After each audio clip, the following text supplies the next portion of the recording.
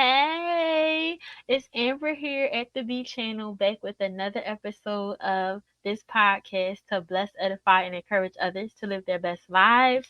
And I am here today with a special guest, Dominique. Why don't you introduce yourself to the audience? Hey, Amber.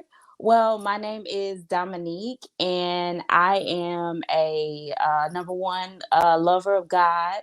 I am a wife and a mother of two, and I am creative entrepreneur, and the founder of Hey Warrior Girl. At Hey Warrior Girl, we share God's messages of hope, encouragement, and restoration through gifts and community.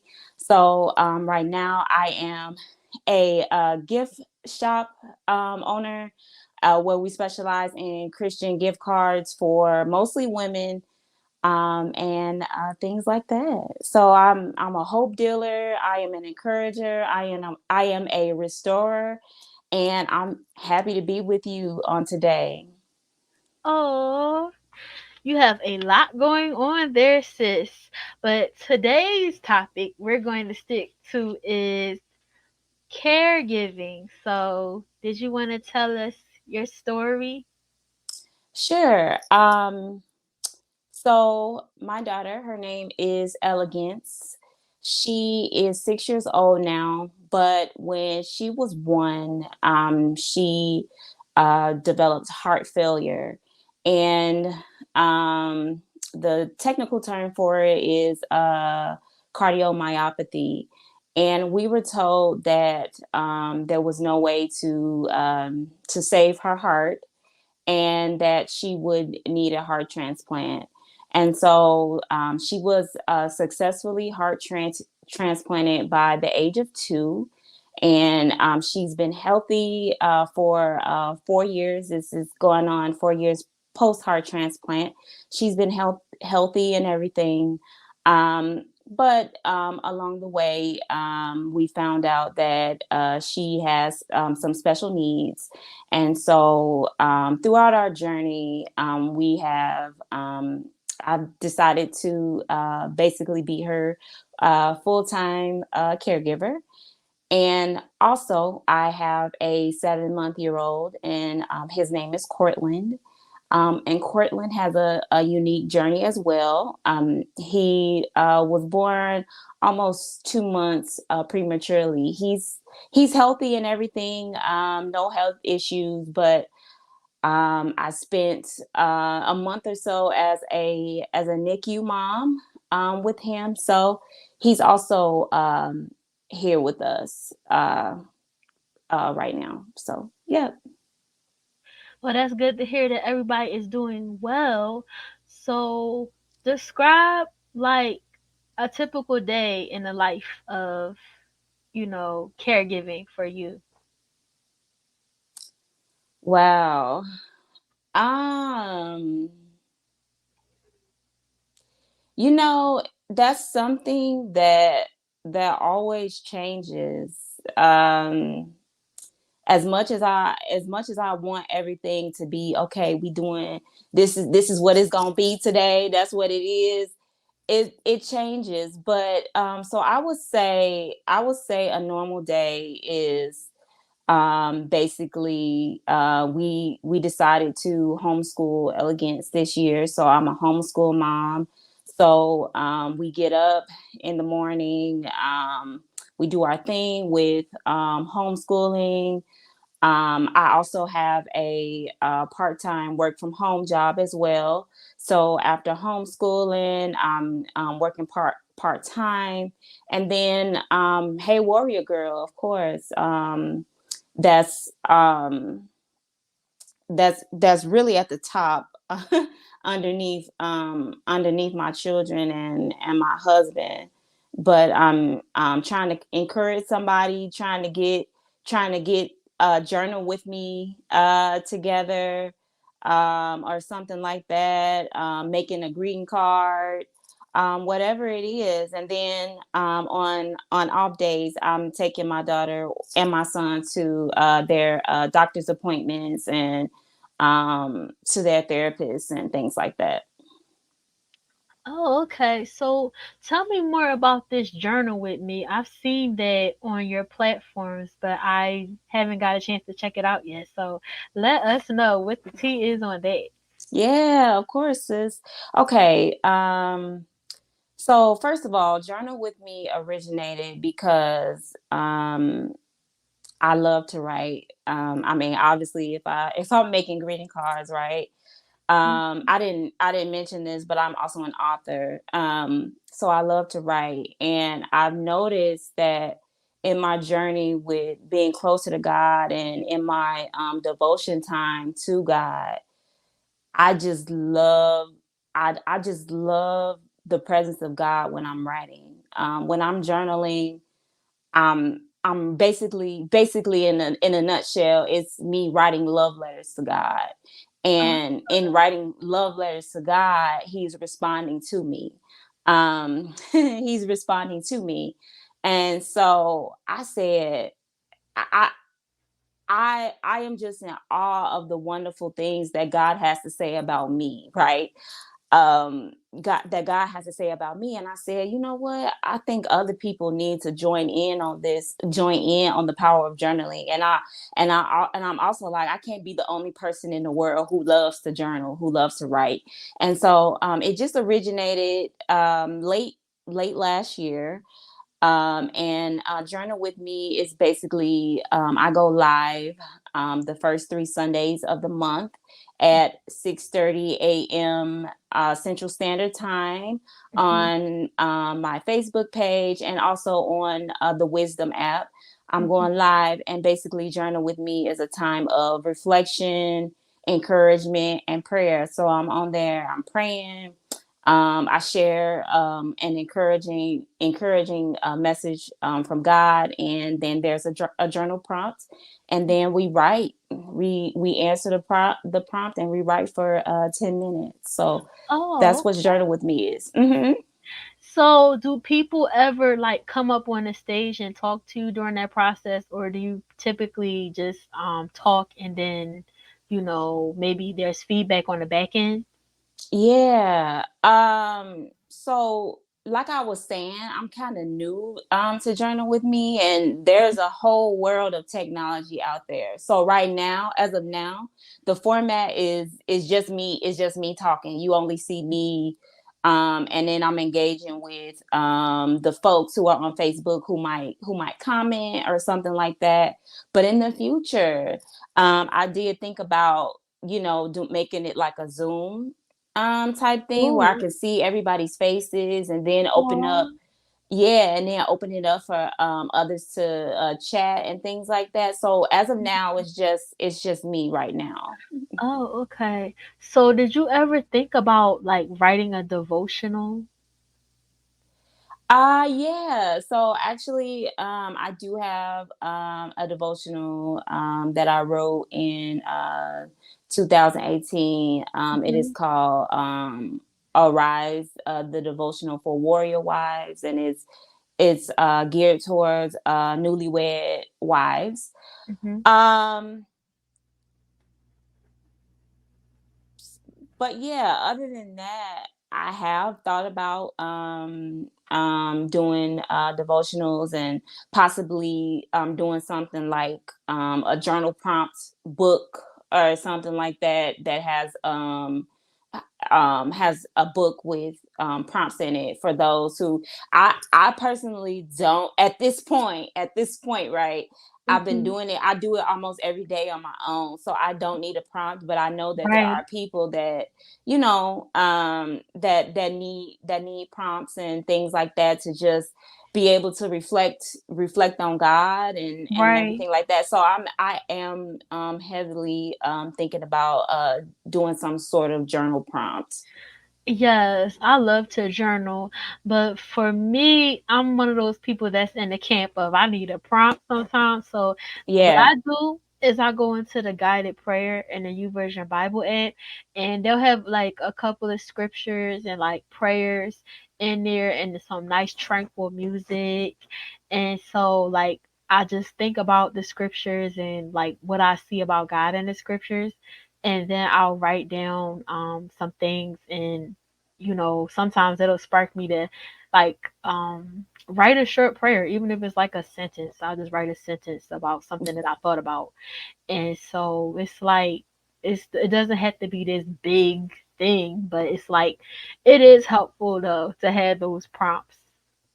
Yeah, you're absolutely right. Even in my journal time, sometimes it is just a quick sentence or two. Sometimes it's just a God, I thank you. And that's it. Right? That's it for the day. Sometimes it's a paragraph.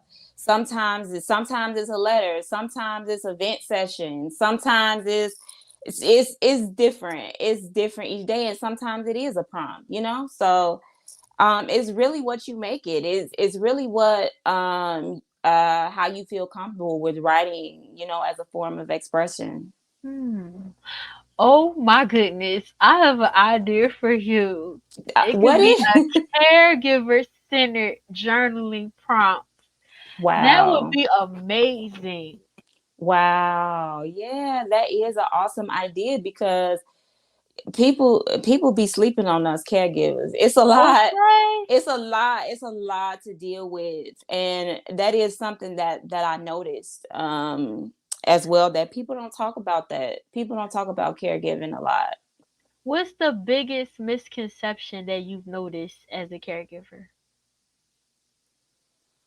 I think the thing that comes to my mind first is, and let me start before I answer this question. Let me start by saying this: caregiving doesn't have to be you at home 24/7, because there's plenty of caregivers that go to work and still care for their loved ones. Go to work outside of the home, I mean. So I'll say that first. But to answer your question, I think the biggest misconception is, oh well, you get to stay at home. You get to be at home. You get to be at home all day. You ain't gotta worry about bosses and all this. You ain't gotta worry about that type of stress, because you at home. You can take a nap. You can take a nap whenever you want to. You ain't gotta worry about this and that. So I think that's the misconception, is that just because I'm at home, it's it's not a lot. It's not a lot at times. Yeah, because like the idea of a nap is beautiful, but it's not like you can just like will your body to just go to sleep at the drop of a hat. Like it's not that simple if you're not tired, especially if you have a different type of sleep cycle based on what you're doing for the person. So, I mean, that would be lovely, but personally, I just feel like I'm not a nap person. It's just hard. Like because I Yeah, can't. it's yeah, it's and each person's situation is different, but even at night, like when you get ready to go down to sleep, I'll use myself as an example sometimes. Sometimes my daughter struggles to sleep at night due to her special needs. And so she might be up making noise or like fidgeting or something like that, because she has a hard time sleeping. And Right, so when she's up at night, that means I'm up at night. right, That means I'm up at night. And then also I'm gonna throw a little bit of mommyhood in this too. I'm a mom to a baby. And so right. he's waking up at different Okay, times of the night. So on that on top of caregiving, like you don't, like I was saying earlier, you don't know what your day is going to be like from day to day, you know. And then to discuss like sleep patterns and things like that, it's not it's you don't know when you gonna struggle, when you done been up all night or something like that, like so yeah. yeah, it can be rough because you're like, you know that you should go to sleep, but it's like you don't really feel tired per se. And then it's like, well, maybe Mhm. I could use this time to be more productive. And then you start doing chores or something else. You might start watching a movie because it's a Yeah. time of solitude. You'll get that space of quiet. And you're like, oh my goodness, I can't waste this time that's actually quiet. I have to do something. Like you feel like you need to be productive, you know? Yeah, yeah. There have been times where I've definitely fallen into that, where I'd go like days and days with of free time, right? Days and Right. days, and then next thing I know it, I've been laying on the couch. The like I've been laying on the couch, not doing nothing that I planned on doing or whatever. But I'm learning to give myself grace. I'm learning to give myself grace in those moments and say, okay, I've noticed myself going into this pattern. Is this something that needs to be fixed? But at the same time, I needed the rest. I needed the rest, or whatever I was doing during that time that I said I wasn't going to be doing. I needed to do that.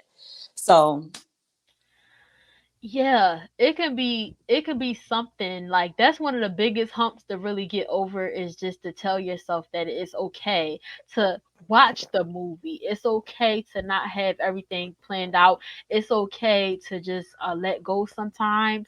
And that's a lesson that I had to learn for myself is to hold my day loosely because it can be very unpredictable. yeah. Like you know that you're gonna do this at XYZ time, but then something else happens that throws everything off. So you're just like, Mhm. oh well, I guess I just need to decide what's going to happen today and what's not, and roll it over to Yeah, the next exactly. day. Exactly. Mhm. Yeah. So, what do you think has been like the biggest lesson you've learned, or the biggest blessing that you have learned through this season, this time of being a caregiver? Hmm. The biggest blessing or lesson that I've learned. Mhm. Hmm.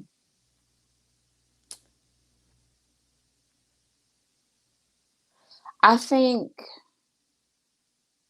I think the biggest blessing is I mentioned that my daughter is has some special needs, Mhm. and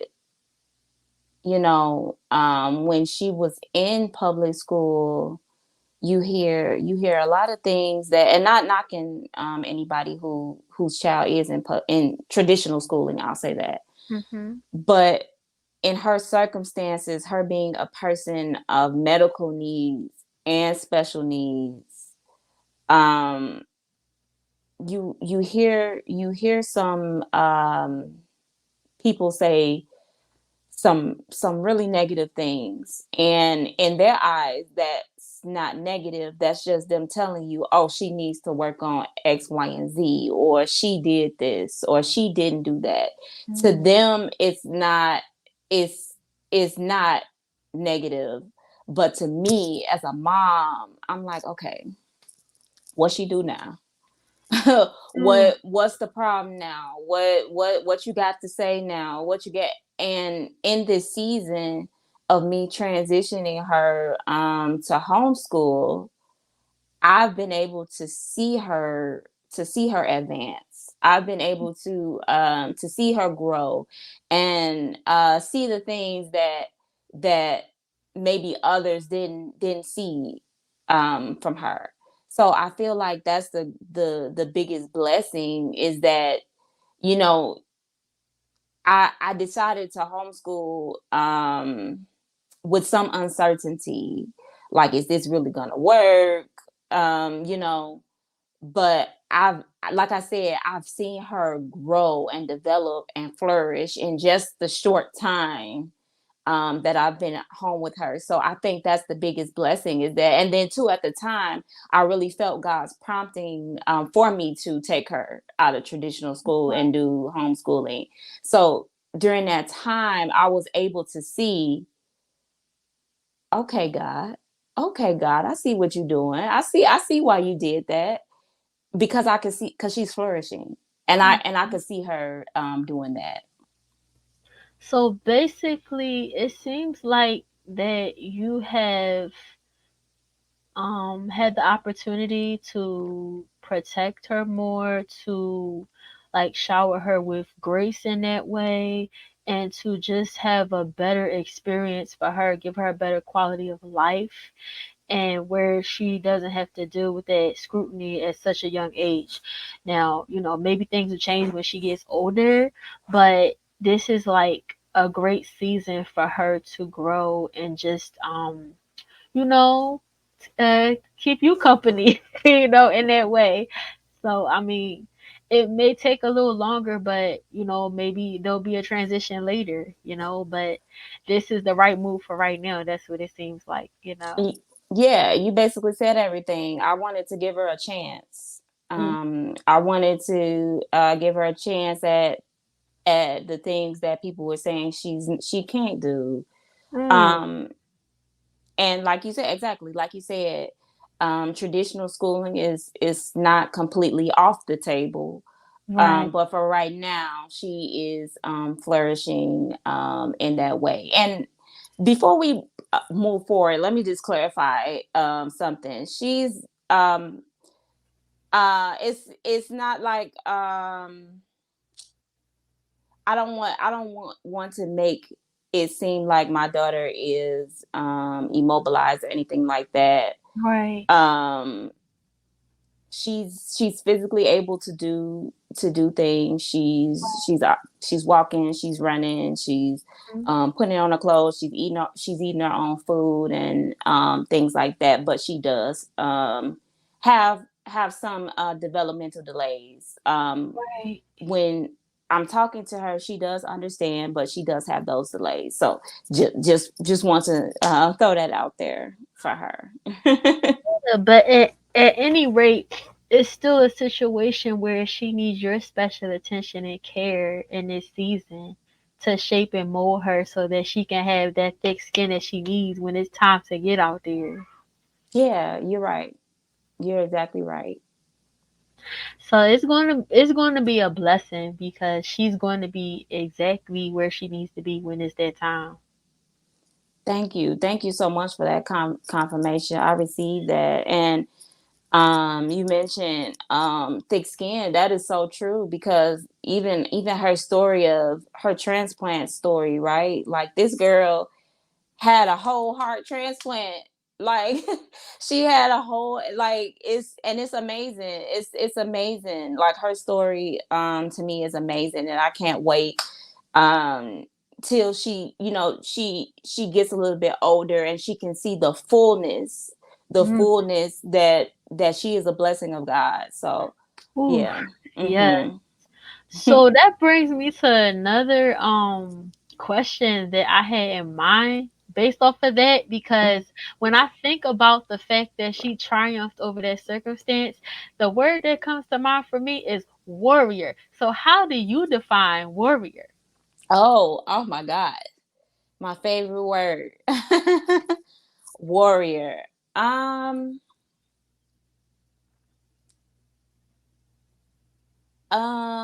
just somebody who is resilient. Um somebody uh who might have taken a few hits. Somebody who might have taken a few hits, but they get up, they get right back on up. They get right back on up and they keep it pushing. Um that's what a warrior is to me. And that's why my business is called Hey Warrior Girl, because it's meant to be God. It's meant to be like God talking to you, right? God is Right. talking to you and saying, "Hey, warrior girl." Like God is as I fight throughout the day. I still got a father that I can go to and lean on, Yeah. that can hug on me, that can love me and say, "Hey, warrior girl, what's up? What's Yeah. going on?" So that I think I answered. I think I went off a little bit of your question, but a warrior is somebody who is resilient, somebody who can get up and just keep it pushing, who doesn't let adversities or issues stop them from growing. That is amazing for real because I mean, if you're going to be a warrior, when you think about it, where does a warrior go? They go to battle. And when you go to battle, what do you get? Battle scars. So you Hmm. cannot be a warrior without any battle scars.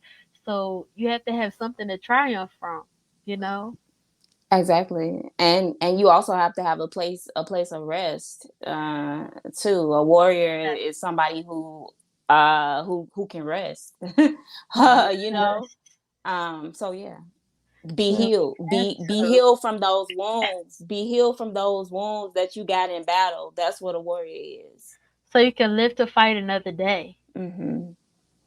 That is Mhm. so beautiful. Yeah. So I think that really covered the whole thing, sis. But do you have any final thoughts, any seeds that you would like to plant for the audience? Whew. Um